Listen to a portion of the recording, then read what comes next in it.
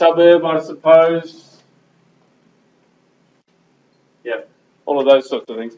So, and this is where it's way better to talk about the actual variables first before you start talking about this funny term that the textbook writers use, and they talk about bases for segmentation. Really, what you do is if you think about let's say age and gender, that's really one age, gender. I'll call it ethnicity.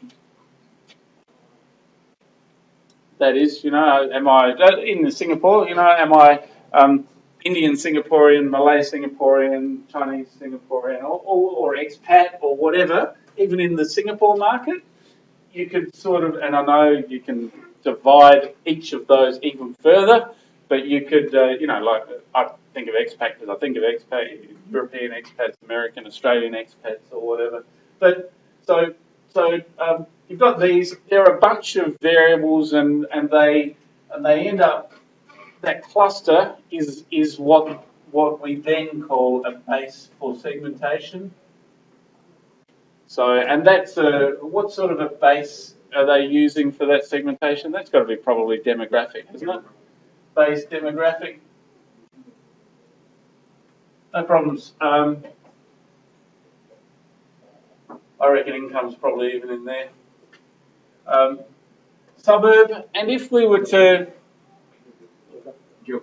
and so you're right. If we were trying to roll out amongst Southern Asia or whatever, we could have country. I mean, this is a good region for being able to. There's potentially a lot of you I know travel for work, and so country can be a base for segmentation. No problems. Geographic.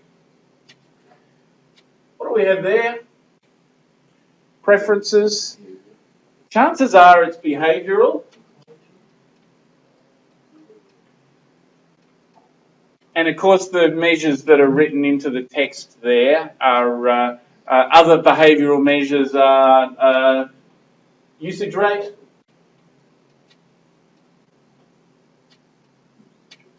Usage rate, heavy users, light users. Somebody might say, I'm going to develop a beer that targets heavy users for whatever reason.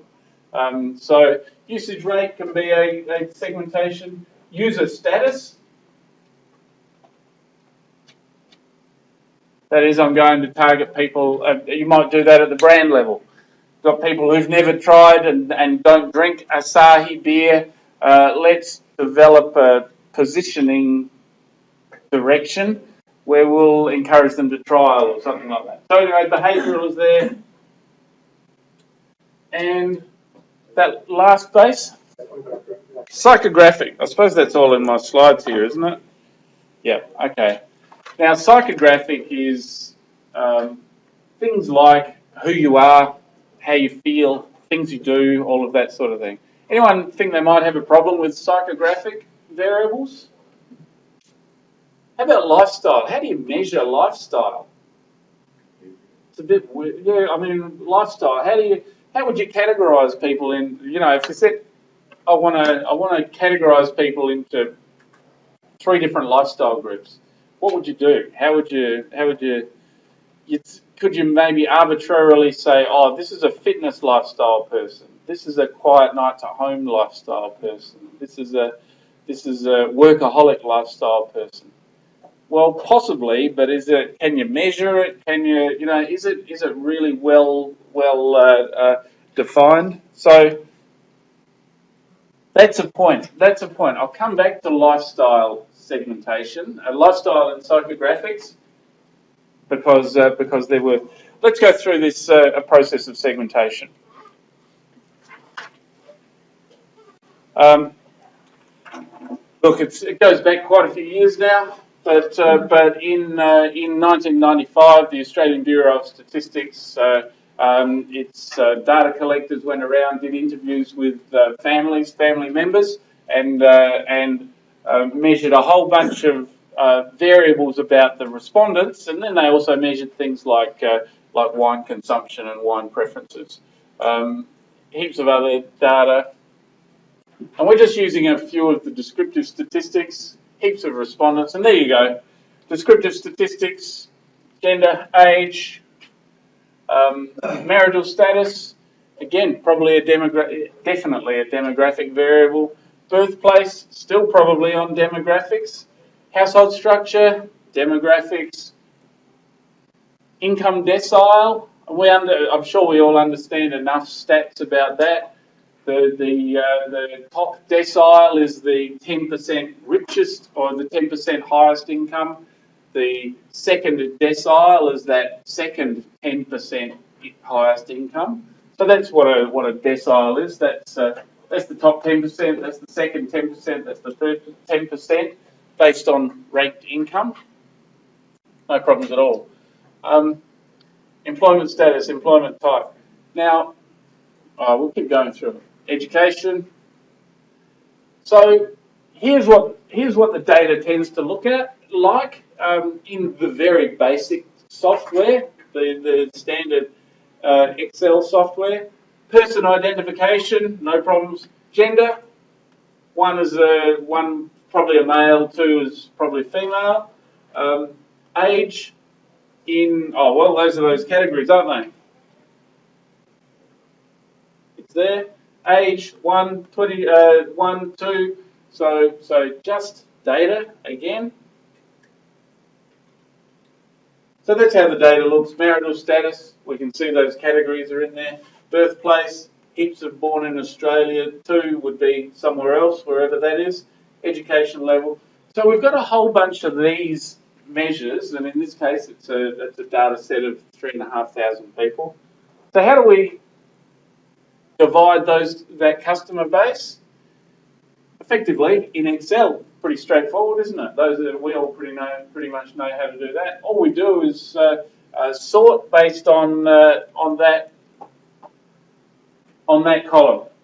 So if we were to do a very basic segmentation of that particular customer base, you can do that. So if you had all that data for your loyalty club, you collect it once, and as a business, you've got all of that data.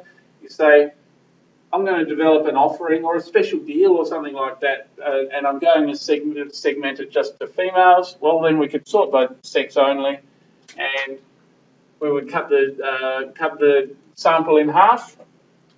We could then sort by age decile, and we'd end up having females, and then they would be then categorised into 13 classifications each. And you could say, right, I'm going to develop a product and I'm going to mail my offer out to females under 40 years old. I don't know, I've come up with a new cosmetic or a new product that I think will appeal to females under 30 or 40 years old. And so quite simply, yeah, I've told myself open segmentation XLS. Why don't I do it? We're here and we'll get it. Because strangely enough, until I started doing demos like this on screen, students would go, oh, I don't sort of get what you're talking about. So let me just bring up the file. Research teaching. That's me.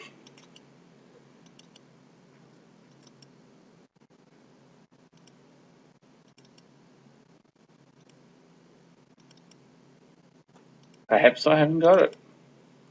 Doesn't that annoy me?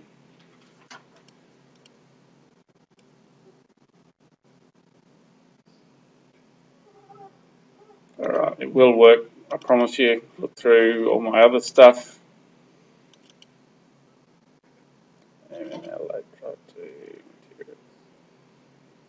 This is last year. This is what I did last year. No. Alright, I'm going to have trouble finding it.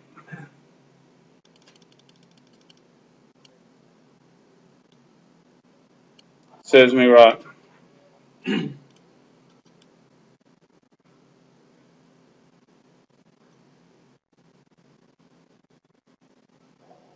Nope. Okay. How embarrassing. Fine. So I'll come back to that on the next in our next session ever so quickly. So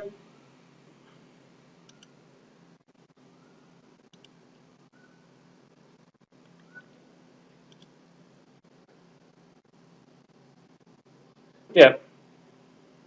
So you can see how it's fairly straightforward in doing a segmentation analysis to just divide into different